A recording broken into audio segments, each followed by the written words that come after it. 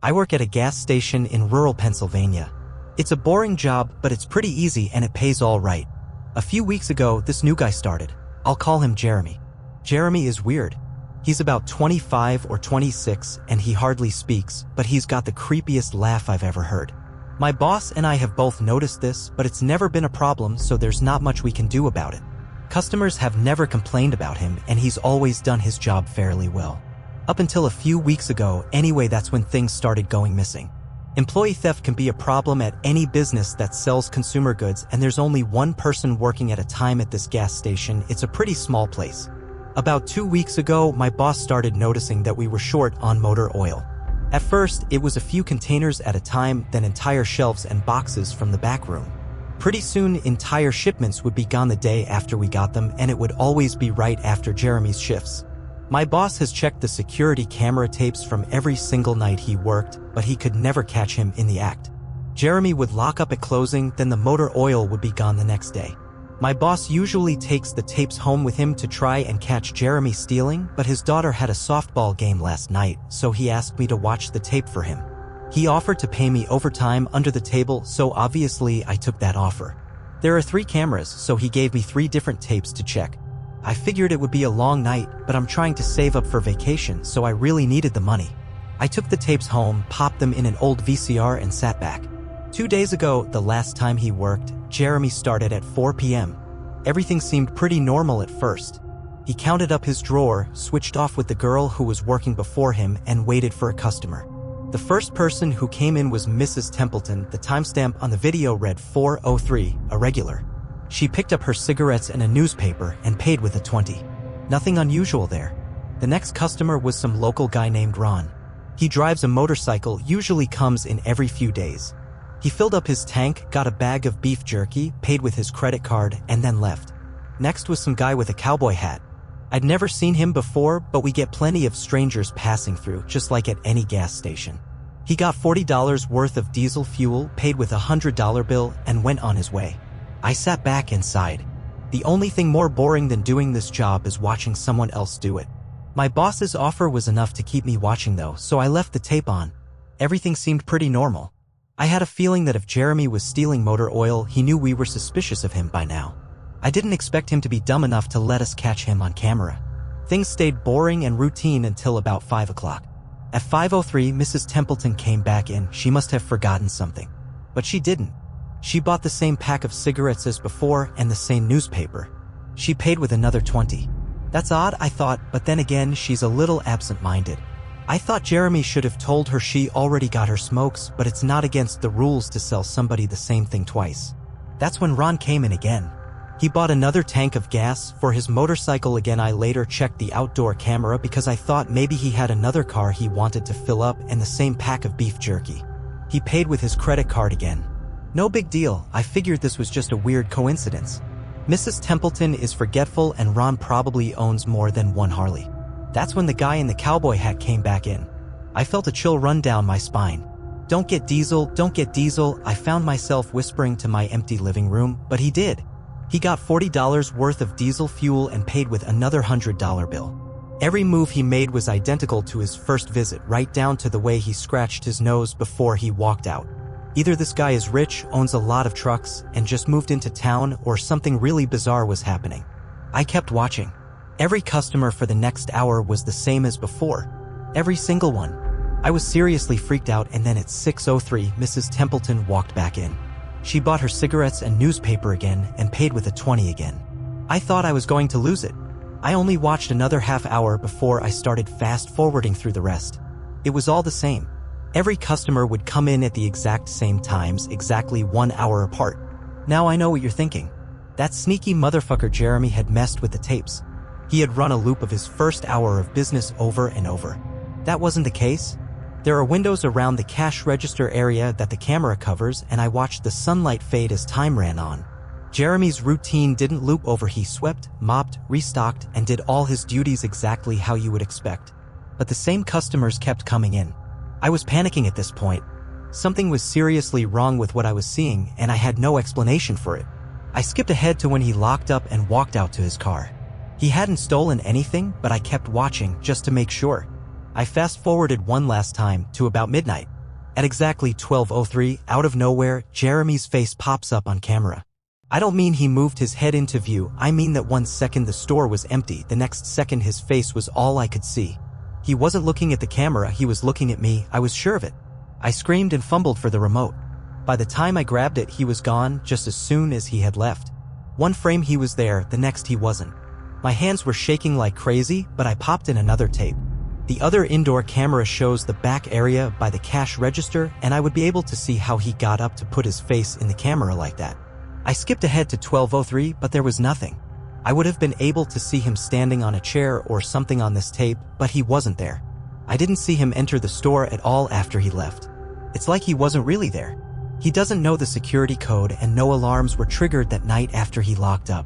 What I did see, however, was that at 12:03, the motor oil vanished off the shelf. All of it. Same as Jeremy's face, one second it was there and the next it wasn't. I turned the tape off and went to bed, but I didn't get a wink of sleep.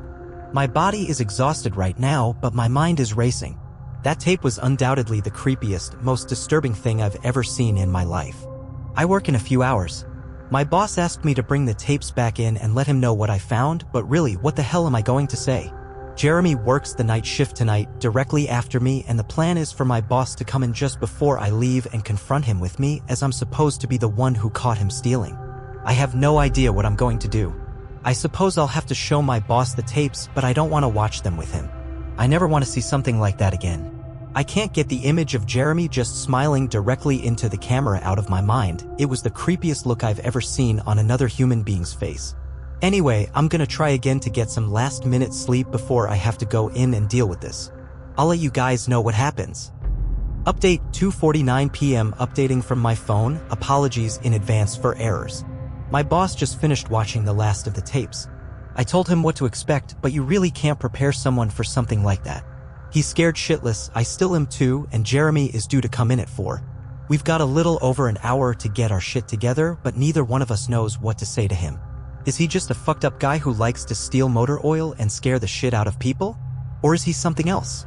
I don't know if this is crazy, but does anyone think he could have anything to do with the time loop?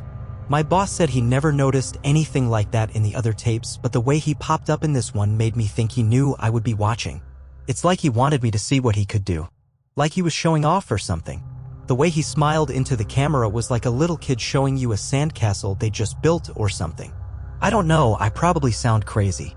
I sure feel the part. I'm going to talk to my boss some more. We have to calm ourselves down and figure out how to handle this. I'll update again tonight, but I have a really bad feeling about how this is going to play out. Update 4:33 p.m. No sign of Jeremy. Tried calling him, but his phone has been disconnected. We're calling the police. Update 5:33 p.m. No sign of Jeremy. Tried calling him, but his phone has been disconnected. We're calling the police. Update 6:33 p.m. No sign of Jeremy. Tried calling him, but his phone has been disconnected. We're calling the police. Update 7:33 p.m. No sign of Jeremy. Tried calling him, but his phone has been disconnected. We're calling the police. Update 8:33 p.m. No sign of Jeremy. Tried calling him, but his phone has been disconnected.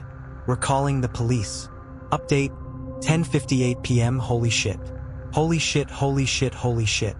I just got home and saw my previous updates. Things make less sense now than ever. Here's what I can tell you. I went to work, Jeremy never showed up. My boss and I decided to call the police, as you're well aware. When I picked up the phone to call, though, the sun went out. I shit you not, that's what I thought happened. Apparently I blacked out for exactly 5 hours, because when I looked at the clock, it was 9:33. I think I got stuck in Jeremy's time loop, and then I snapped out of it at the exact point I blacked out, if that makes sense. But that's when things got really weird.